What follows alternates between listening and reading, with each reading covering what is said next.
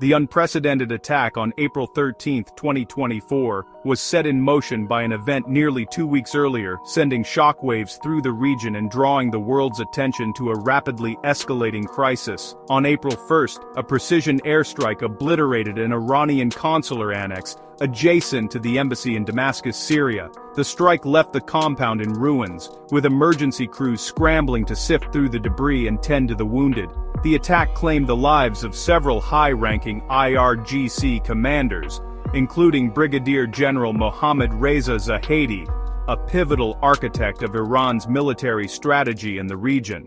The loss sent shock and anger rippling through Iran's leadership and military ranks. Iran swiftly pointed the finger at Israel, accusing it of orchestrating the strike. While Israel maintained its policy of ambiguity and offered no official confirmation, the international community largely accepted Iran's accusation as credible, fueling speculation and tension. For Tehran, this was more than a military blow.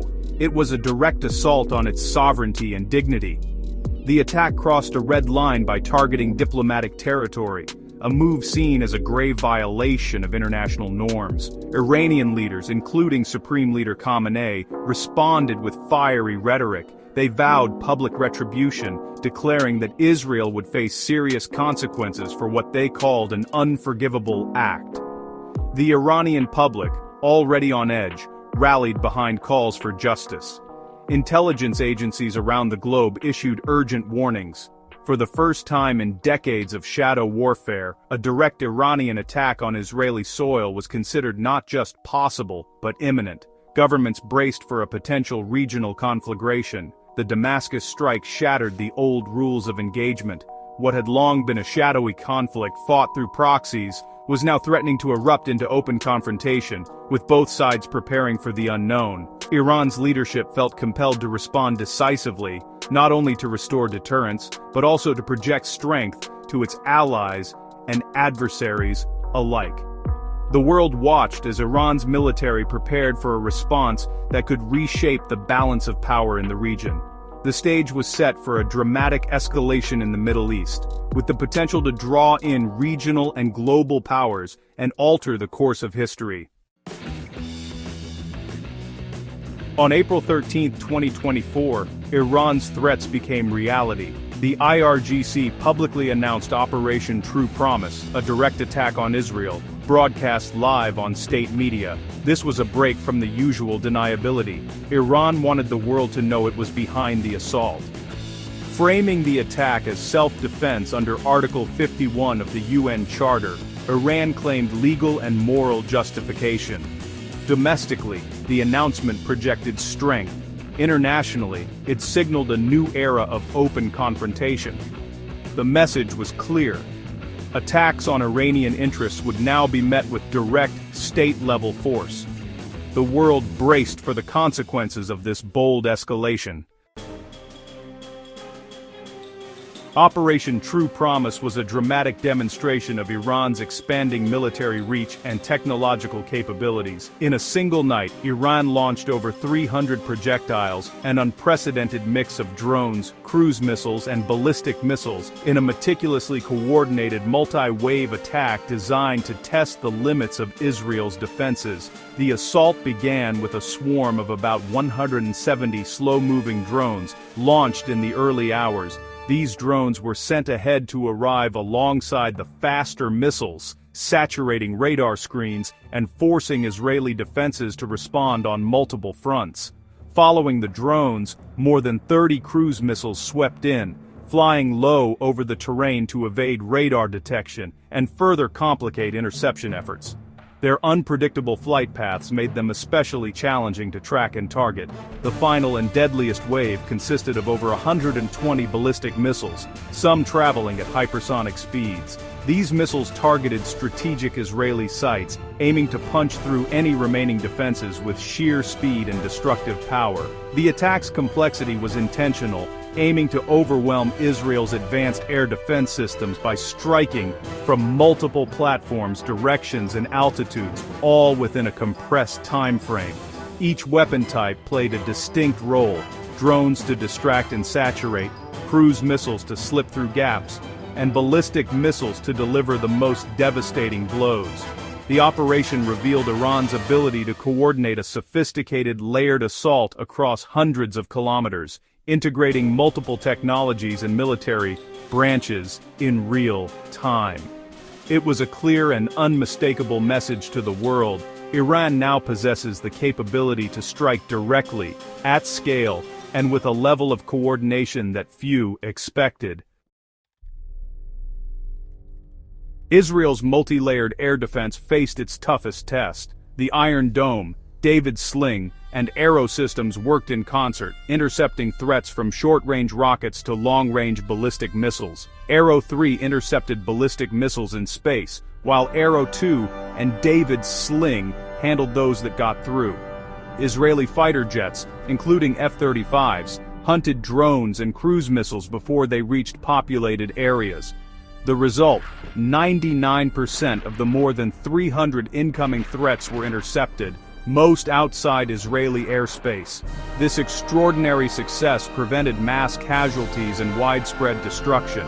Israel's defense doctrine and technology proved decisive in averting disaster.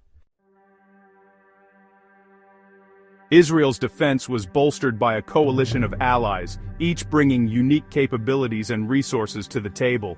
This unprecedented collaboration marked a turning point in regional security, as nations set aside differences to confront a common threat.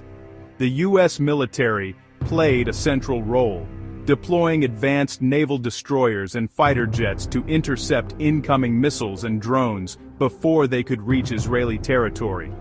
American forces operated with precision, leveraging cutting-edge technology and real-time intelligence to neutralize threats in the air. President Biden had pre-positioned American assets across the region, anticipating the possibility of an attack and ensuring a rapid, coordinated response. This foresight allowed U.S. forces to act swiftly, minimizing damage and saving countless lives. The UK and France joined the effort, with British Typhoon jets and French Navy frigates intercepting threats over Iraq and Syria. Their involvement demonstrated the strength of transatlantic partnerships and the willingness of European allies to stand shoulder to shoulder with Israel. This multinational effort showcased not only unprecedented military cooperation, but also a powerful display of diplomatic solidarity.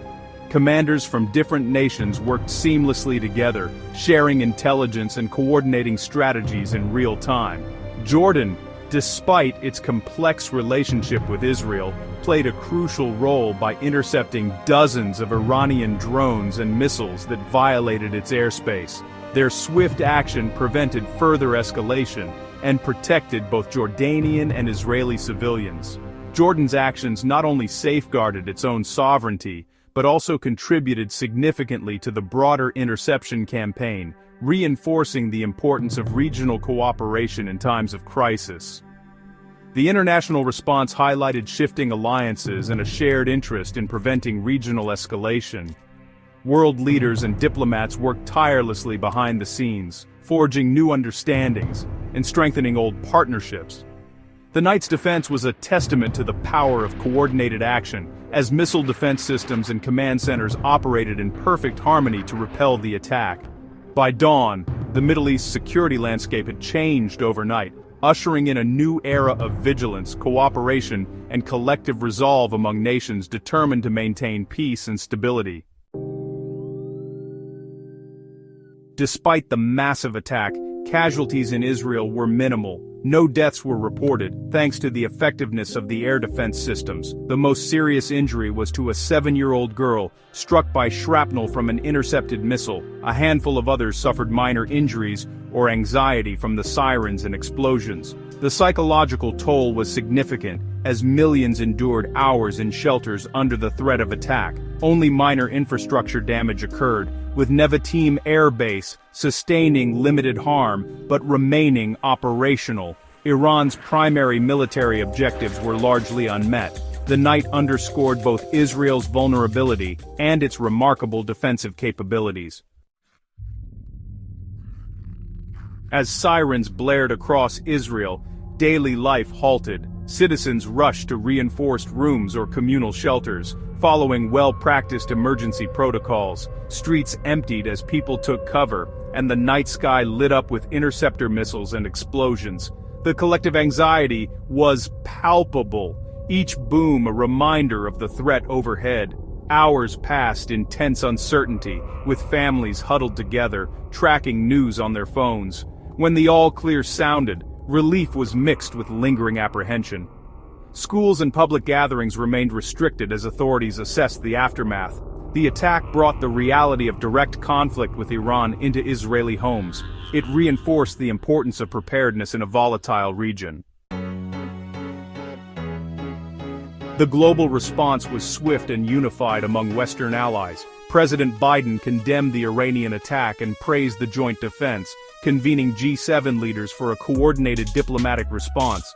European leaders echoed support for Israel and called for de-escalation to prevent a wider war. Middle Eastern nations urged restraint, wary of being drawn into conflict. Jordan defended its actions as protecting sovereignty, while Iran's allies praised the attack as justified. The UN called for an immediate halt to hostilities, warning of the risk of regional catastrophe. The Security Council met an emergency session, exposing deep divisions over the crisis. The world watched anxiously, hoping diplomacy could contain the fallout. With the immediate threat over, Israel's leaders faced a critical decision: how to respond. Some pushed for swift retaliation, while others, heeding U.S. advice, urged restraint to avoid a wider war. President Biden counseled Prime Minister Netanyahu to take the win, emphasizing the strategic victory of the successful defense. Iran signaled it considered the matter closed, but warned of a stronger response if attacked again. The region teetered on the edge, with the world watching for Israel's next move. The attack shattered taboos, bringing the shadow war into the open and setting a dangerous new precedent. The future now hinges on delicate calculations in Jerusalem, Tehran, and Washington, between escalation and uneasy stability.